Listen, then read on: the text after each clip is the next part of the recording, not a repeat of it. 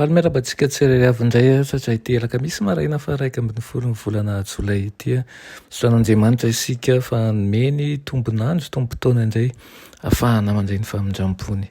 Alohan'ny resantsika ny mofinainan'io dia vavaka isika. Ianay tsara indray-zandanitra mbola felim-pisaoranao izay fa nomenao zava-tsoa dia mifofinaina mavela avy aminao.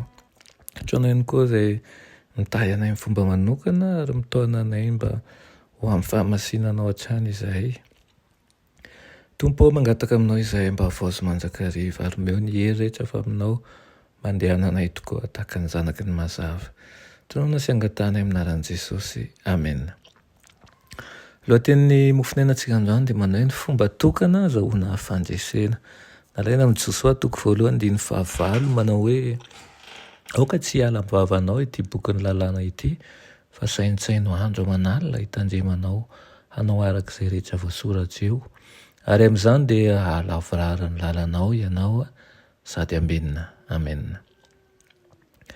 Rehefa mandeha eo amin'ny lalana izay nosoratan'Andriamanitra ho azy ny olona dia hita mpanolontsaina izay manana ny fahendrena ambony lavitra noho ny fahendren'olombelona izy.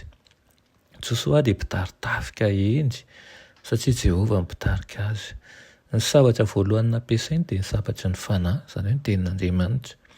Izany no niseho satria ny hery miasa mangina lehibe indrindra dia tsy maintsy nitariky ny filamatry ny fahamarinana ka ny tompo tao amin'ny famindram-pony no niaro azy, tsy hivily na ho amin'ny ankavanana na ho amin'ny ankavia.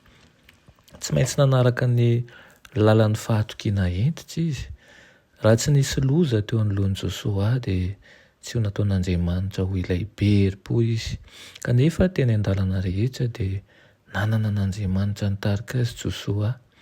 Tsy misy zava-doza mihoatra noho ny fiheveran'ny olona fa rehefa misy zava-tsarotra dia afaka mahita mpitarika hafa noho Andriamanitra izy, izay mpanolontsaina endry indrindra amin'ny loza tampoka, mpiaro mahery amin'ny fisehoan-javatra rehetra. Manana asa lehibe tanterahana eto amin'ity tontolontsika ity ny tompo ho an'ny olona rehetra no nanolorany ny asany mba ho tanterahana, saingy tsy azo atao ny manao olona ho mpitarik'olona andraho voafitaka izy eo amin'ny toerana tsy azo antoka. Rehefa miseho amin'ny filamatry ny asa sy ny fanompoana ny fivavahana ara-baiboly dia miseho avy hatrany ny filana fahendrena isan'andro avy amin'ilay loharan'ny fahendrena rehetra. Inona ary ny fandresen'ny Josoa? Tsy maintsy mandinika ny soratra masina andro aman'alina. Tonga tamin'i Josoa ny tenin'i Jehovah talohan'ny tanany i Jordana izany. Ireo izay eo amin'ny toeran'ny mpanolontsaina dia tsy maintsy olona tsy tia tena ary olon'ny finoana ihany koa, olon'ny vavaka, olona izay tsy sahy mametraka ny fitokiana eo amin'ny fahendren'olombelona fa mitady manjakariva fahazavana sy fahaizana toy ny fikatsahana izay tsara indrindra ampandroso ny asany.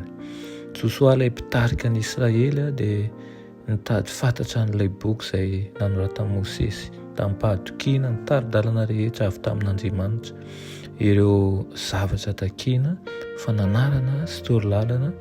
Raha tsy izany dia ho nizotra tsy nisy mpanoro hevitra tokoa izy.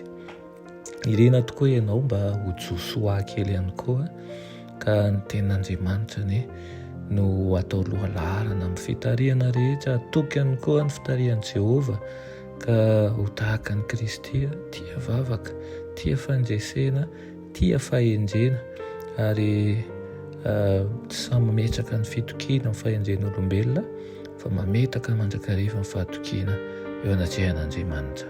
Amen. Rainay tsara indray-zandanitra mbola velim-pisaoranao izay eny amin'izany teninao izany.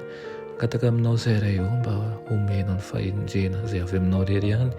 Fa tsy handeha amin'ny herin'ny tenanay izay fa handeha amin'ny fahamasinana sy ny fahatokiana avy aminao. Aminaran'i Jesosy. Amen.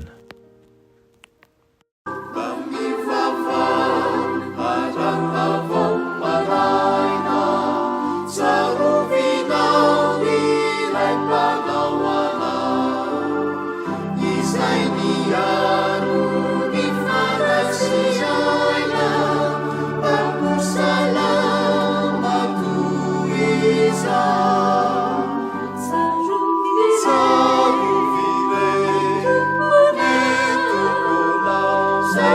Alleluia.